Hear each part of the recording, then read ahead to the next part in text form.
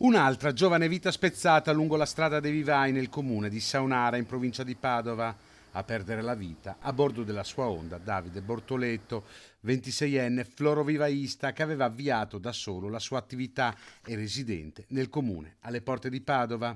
Secondo i primi accertamenti degli agenti della polizia locale del distretto integrato Brenta, il giovane, verso ora di pranzo, in sella alla sua moto Honda, forse in fase di sorpasso, è stato centrato dall'auto guidata da una 38enne residente a Ponte San Nicolò.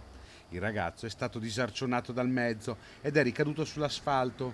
Nella stessa direzione di marcia è sopraggiunta un'altra auto con al volante un uomo, sempre di 38 anni, di Piove di Sacco, che l'ha centrato in pieno. Nella carambola il vivaista ha finito la sua corsa fuori controllo contro il guardrail.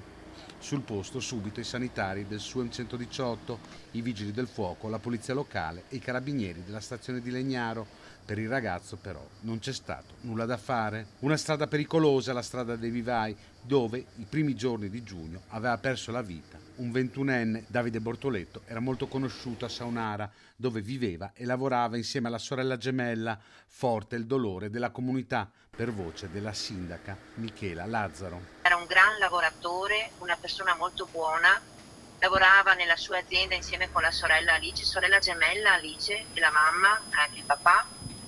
E è veramente un ragazzo d'oro, sicuramente un ragazzo che manterrà tantissimo.